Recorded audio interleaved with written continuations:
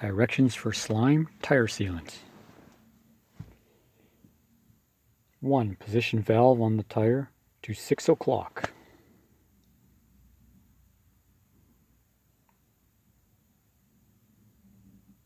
2. Shake can hard for 5 seconds.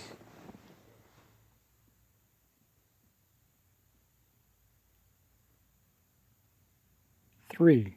Turn can upside down and screw into valve stem. 4.